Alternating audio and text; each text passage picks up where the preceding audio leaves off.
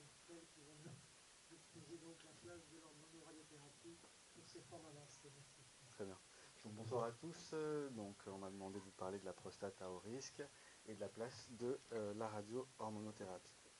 Donc, je passe après deux présentations chirurgicales qui ont dû un peu modifier votre façon de penser. Il reste important quand même de clarifier que le traitement standard selon les recommandations EAU-NCCN des prostates à haut risque reste le traitement par association radio-hormonothérapie. Pourquoi ? Parce qu'on a aujourd'hui 5 essais randomisés, de larges essais randomisés, qui ont montré que l'intérêt de l'adjonction d'une hormonothérapie à la radiothérapie et l'adjonction d'une hormonothérapie à la radiothérapie améliore l'ensemble des endpoints qui sont le contrôle local, la survie sans métastase, la survie spécifique et la survie globale. Cette hormonothérapie doit être prolongée, notamment dans deux essais qui ont vraiment été la pierre angulaire de ces traitements. C'est une hormonothérapie de 2 à 3 ans en fonction des facteurs de risque, notamment chez les patients du zone 8 à 10. Donc maintenant qu'on a dit ça, est-ce que les techniques modernes de radiothérapie peuvent améliorer le contrôle biochimique, voire la survie globale des patients traités? Donc on a plusieurs essais randomisés qui ont comparé des radiothérapies à faible dose, aujourd'hui complètement désuètes, à une radiothérapie dite moderne, aujourd'hui avec des doses qu'on réalise en pratique quotidienne. Donc tous ces essais randomisés ont montré un bénéfice de l'escalade de dose sur le contrôle biochimique, mais sans traduction sur la survie globale des patients. Donc, une fois qu'on a dit ça, pardon, ça ne marche pas. Voilà. Aujourd'hui, on fait en pratique des doses de radiothérapie entre 74 et 80 degrés. Est-ce qu'aujourd'hui, il y a un intérêt de faire plus, parce qu'on a des techniques modernes de radiothérapie avec la radiothérapie de modulation par intensité et la radiothérapie guidée par imagerie, d'augmenter la dose? On a une capacité technique de le faire. Est-ce que cette escalade de dose permet d'améliorer le contrôle biochimique des patientes? L'ensemble des études vont à peu près dans le même sens que celle du mémorial. 418 patients traités, 6 mois d'hormonothérapie concomitante à la radiothérapie. Ils ont comparé leur courbe de survie sans récidive et de survie globale à leur cohorte prospective traitée à la dose de 80 degrés. Ils ne retrouvent pas de modification du profil de toxicité qu'on voit qui est relativement faible, malgré des doses très élevées de radiothérapie. En revanche, il n'y a pas de traduction biologique sur la survie des patients avec cette escalade de dose. Donc il y a peut-être aujourd'hui un obstacle technique de la radiothérapie externe. Est-ce que éventuellement un boost par curéthérapie pourrait améliorer la prise en charge des patients? On avait pas mal d'essais de phase 3 qui associaient la radiothérapie externe à la curéthérapie. Ils avaient des designs un petit peu anciens et dans les bras standards de radiothérapie externe, les patients étaient sous-dosés. Cet essai il est un peu plus intéressant parce qu'il compare une vraie radiothérapie externe à la dose de 78 degrés à une radiothérapie à 46 degrés avec un boost en curéthérapie. Un suivi 398 patients, 276 patients à haut risque dans cette étude, un long follow-up. Les patients bénéficient de 1 an d'hormonothérapie. Dans cette étude, qu'est-ce qu'on observe? Une amélioration de la PFS à 9 ans, significative, sans traduction sur la survie globale. En termes de toxicité, on observe une toxicité significativement plus importante au niveau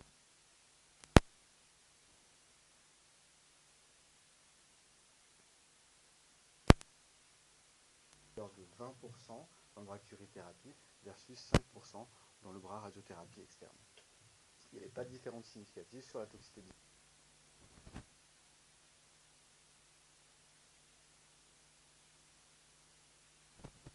de préservation.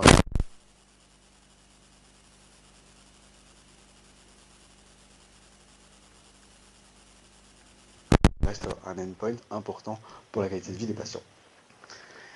Deuxième point, est-ce qu'il vaut mieux faire un boost en curéthérapie à bas débit de dose ou à haut débit de dose? On n'a aucune étude randomisée qui a comparé directement ces techniques de curéthérapie. Il semble qu'on ait des résultats à peu près équivalents en termes de contrôle biologique.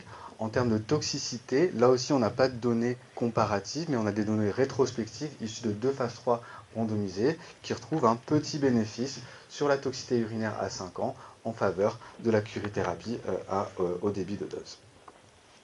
L'autre point important actuellement, et le point qui a été modifié ces derniers mois, c'est la place de la durée de l'hormonothérapie. On sait que l'hormonothérapie est pourvoyeuse d'effets secondaires majeurs qu'on connaît tous, les bouffées de chaleur, la perte de force musculaire, la libido, etc. L'autre point important, c'est la toxicité aujourd'hui cardiaque, d'accord, de cette hormonothérapie. On a des données qui sont assez discordantes. On a d'une part d'un côté des essais de phase 3 randomisés de large échelle, l'essai du RTOG et l'essai de l'ORTC qui ne montraient pas une surmortalité cardiaque avec une hormonothérapie prolongée. En revanche, on a cette donnée du mémorial avec 16 ans de recul où les patients à haut risque qui présentaient des facteurs cardiovasculaires multiples étaient clairement avaient une survie globale moins bonne quand ils étaient traités par association radio-hormonothérapie versus une radiothérapie seule. Donc, par rapport à ces données, on a le droit de se demander est-ce qu'on peut aller vers une désescalade thérapeutique de l'hormonothérapie pour certains patients. On a deux données principales issues de deux études. L'étude de DART 05, publiée par Zapatero dans Lancet en 2015.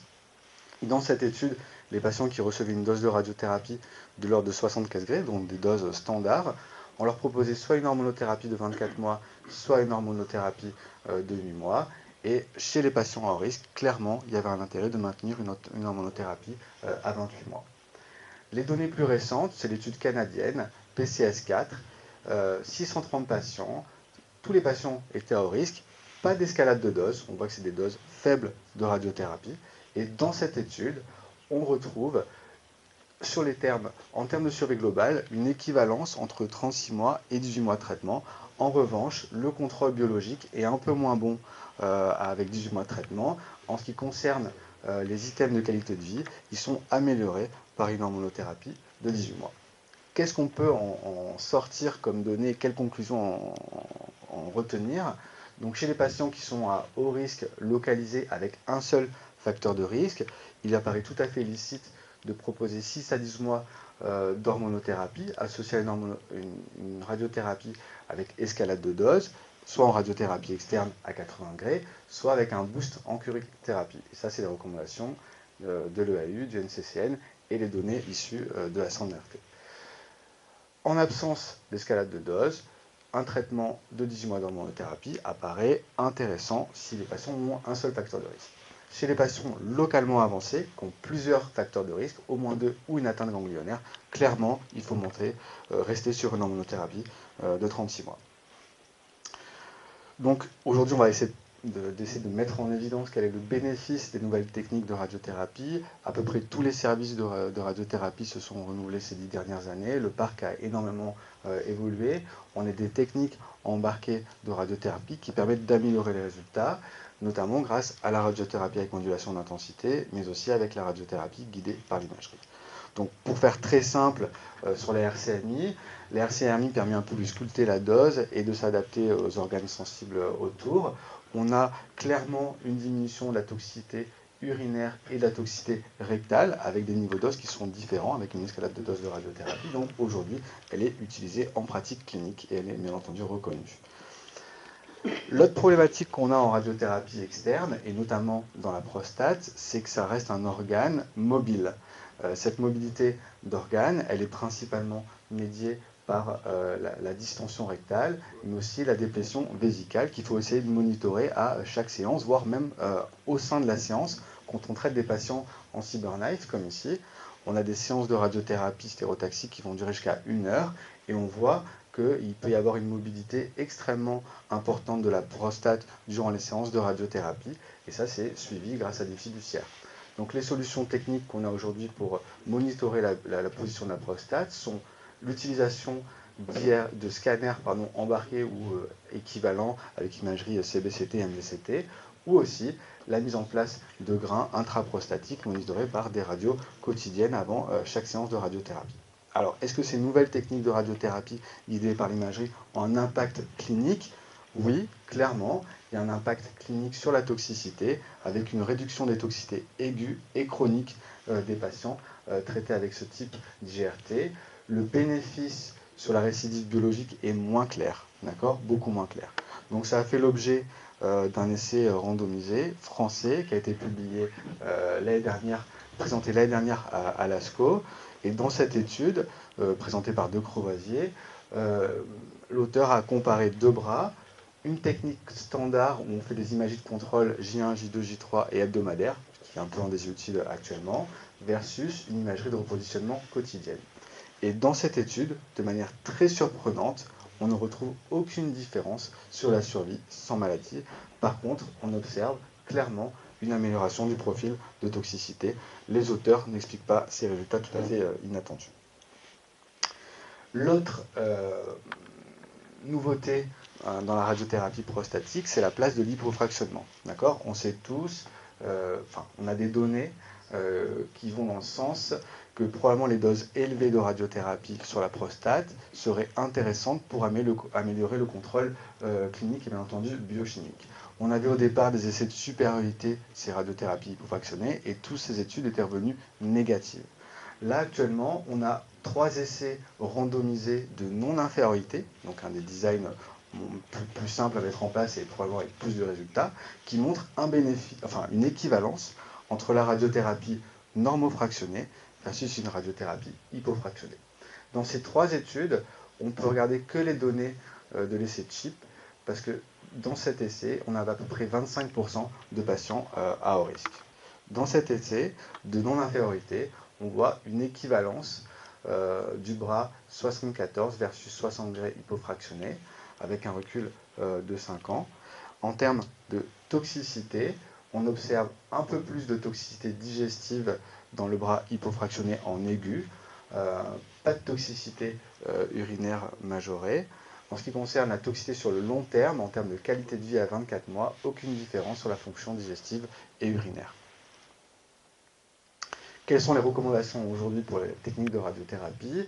Il faut faire bien entendu de la RCNI avec IGRT quotidienne, RCNI avec IGRT quotidienne et éventuellement un boost en curithérapie à haut débit ou bas débit. En ce qui concerne la radiothérapie hypofractionnée, pour l'instant, elle ne fait pas l'objet d'un consensus et elle sera probablement l'objet d'un consensus au sein du GTUG prochainement. Donc l'autre question qu'il faut se poser chez ces patients à haut risque, à risque de maladie micrométastatique, est-ce qu'il y a une place aujourd'hui d'incrémentation des traitements systémiques, notamment de la chimiothérapie? Quand on regarde les guidelines NCCN, on voit que la radiothérapie plus l'hormonothérapie, recommandation grade 1 pour le boost en curithérapie, on ne parlera pas de la place de la chirurgie avec traitement multimodal.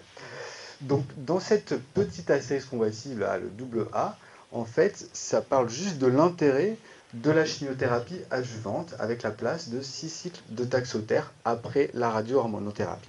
Ces données, en fait, sont issues d'une part de données avant l'essai du RTOG qui montraient que chez les patients qui étaient M0, il y avait probablement un bénéfice à faire de la chimiothérapie. Et ça, c'est des données issues de 2015 et issues de grands essais randomisés. Vous connaissez tous Tempête et Tax 3501.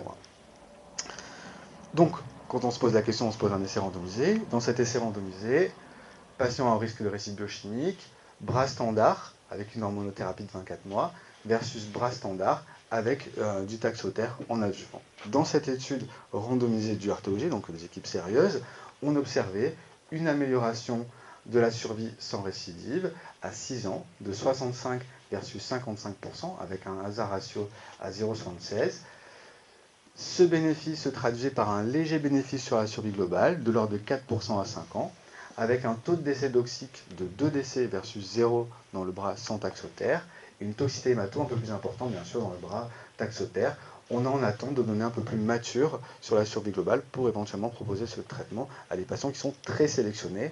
Les données issues aussi du GTUG présenté par Karim Fessadi pour retrouver un léger bénéfice sur la PFS, données encore non publiées sur la survie globale. L'avenir, c'est probablement l'incrémentation d'autres traitements systémiques, et ça fait la place d'autres études, qui sont la place de l'ensaïdamide, de la biratérone, des taxanes dont on a parlé, des inhibiteurs de PARP et des nouvelles thérapeutiques anti-hormonales comme l'ARN 509.